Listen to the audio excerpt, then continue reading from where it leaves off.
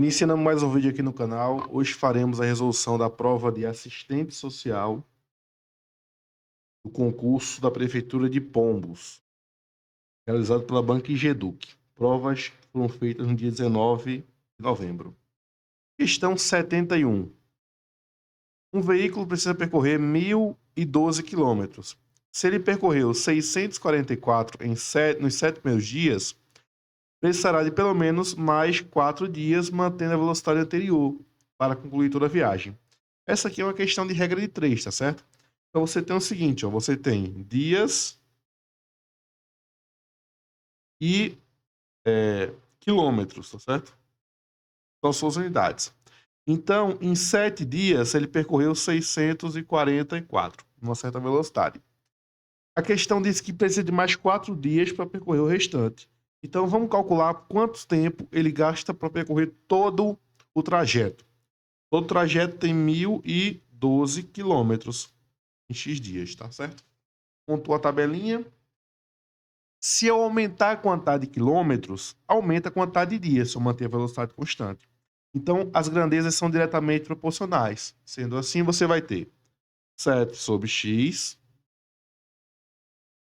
igual a 644 sobre 1.012. E daí você tira o seguinte, ó, que 644x é igual a 7 vezes 1.012.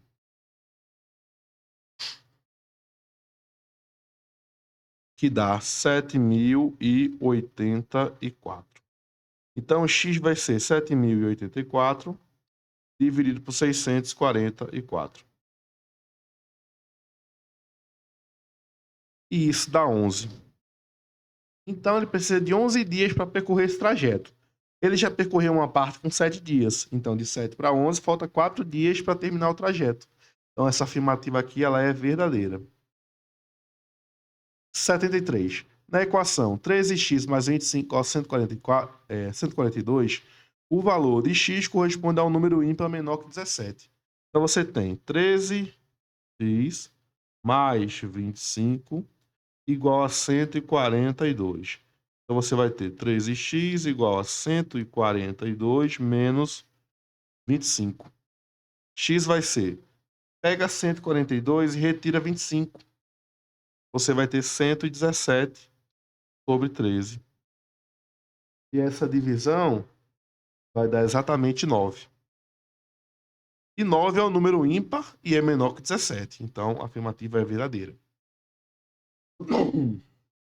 74. Em matemática, um conjunto unitário é um conjunto com exatamente um elemento. Verdadeiro, tá certo? A definição de conjunto unitário é aquele que possui somente um elemento. 2 ou mais conjuntos são iguais se ambos tiverem os mesmos elementos. Ainda observamos que a ordem desses elementos é relevante e cada elemento de um conjunto deve ser escrito apenas uma vez. Falso, tá certo? 2 conjuntos só são diferentes se eles tiverem elementos diferentes. Se os elementos forem iguais, em qualquer ordem ou em qualquer quantidade, forem os mesmos elementos, os conjuntos são iguais. Por exemplo, conjunto A, que é formado por 2, 2, 1, 0, 4 e 5. E o conjunto B tem os números 0, 1, 2, 4 e 5. E o conjunto C tem os números 1, 2, 3, 4 e 5. O conjunto A é igual ao conjunto B, porque tem os mesmos elementos, ó, 0, 1, 2, 4 e 5. Já o conjunto A é diferente do conjunto C, porque no conjunto A a gente tem o 0, no conjunto C não tem. No conjunto C tem o 3, no conjunto A não tem. Então são diferentes, tá certo? Então não importa a ordem, não importa a quantidade de elementos. O que diferencia dois conjuntos é se os elementos forem diferentes, ou se tiver pelo menos um elemento diferente. Então essa afirmativa aqui é falsa. 80. Uma determinada figura geométrica apresenta as seguintes características: formato retangular, largura igual a 58, plano bidimensional com comprimento igual a 224. Assim é correto afirmar que essa figura tem área. Uma questãozinha de área. A área de um retângulo é base vezes altura, ou comprimento vezes largura, certo? Então, você vai ter 224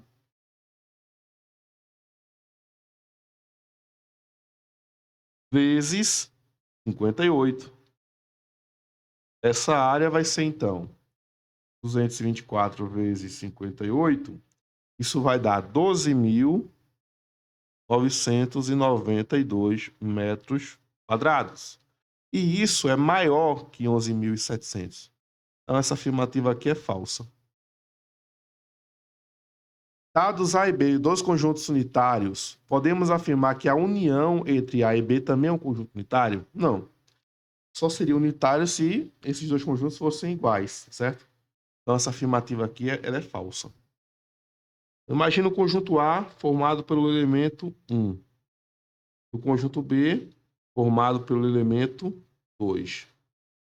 A união B é o conjunto 1 e 2, ou seja, dois conjuntos unitários onde a união não é unitária.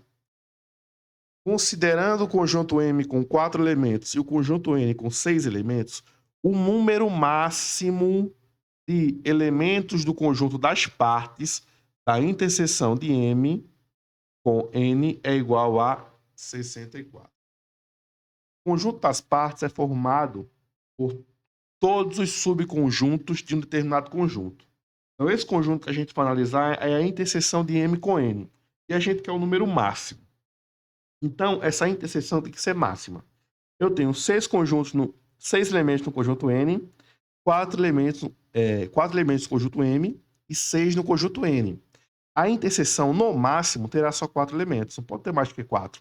Porque a interseção é os elementos que pertencem ao conjunto M e ao conjunto N. Ou seja, os elementos que estão nos dois conjuntos ao mesmo tempo. Então, se você pensar que um conjunto tem 4 elementos e o outro tem 6, no máximo, os 4 elementos vão estar na interseção. Então, você tem um conjunto das partes de 4 elementos. Para calcular quantos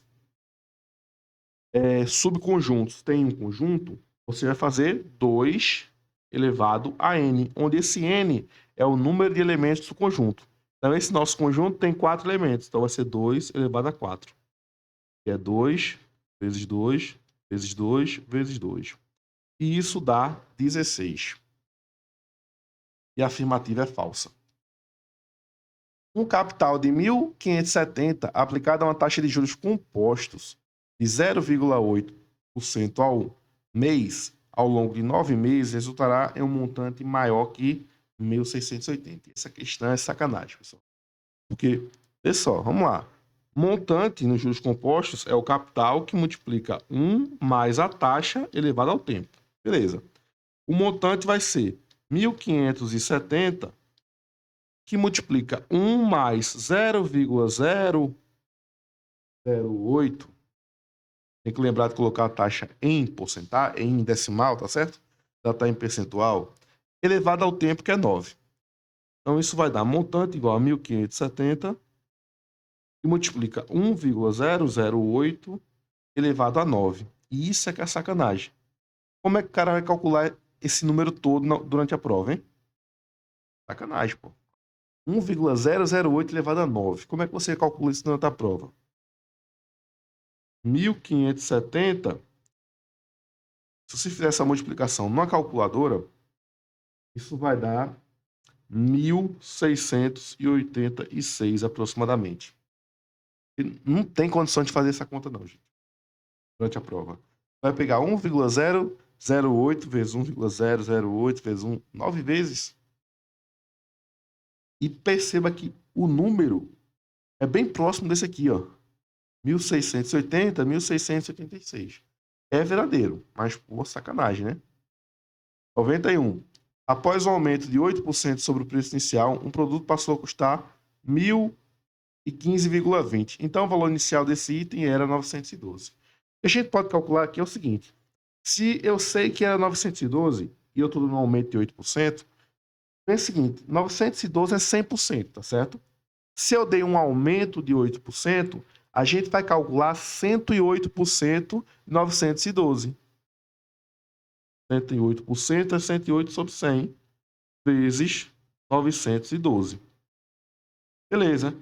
108 vezes 912, isso vai dar 98.496 dividido por 100, que vai dar 984,96. Não é 1015, tá certo? Então, alternativa falsa. Você poderia calcular aqui, ó, 8%, 912, depois somar.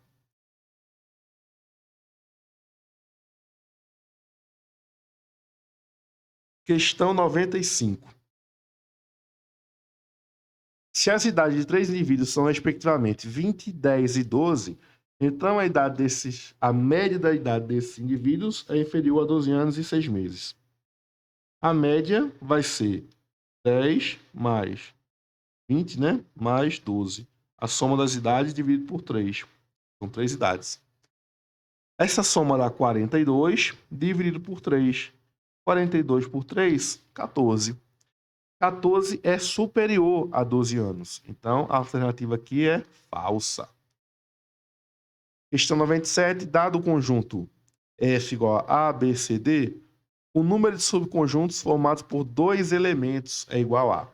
Então, é um subconjunto formado por dois elementos. Então, a gente não pode usar aquela fórmula que a gente usou na questão anterior, né? 2 elevado a n. Por quê? Porque aqui eu quero somente dois elementos. Então, vê só. É uma questão mais combinatória, tá certo? Tenho duas escolhas para fazer. O primeiro elemento e o segundo elemento do conjunto. Então, esse conjunto tem 4 elementos. Então, tem 4 letras. Eu posso escolher qualquer uma das 4. Ok. Só que quando eu escolhi uma letra, eu não posso repetir ela. Tá certo? Porque aí não vai ter 2 elementos, vai ter um só. Então, eu tenho que escolher 3 letras agora. Eu já escolhi uma. Princípio multiplicativo, 4 vezes 3, 12. Beleza. É 12 a resposta? Não. Por quê? Eu falei que um conjunto se diferencia de outro pela diferença dos seus elementos e não pela ordem deles. Então aqui, se eu tiver o conjunto AB e o conjunto BA, ele é o mesmo conjunto.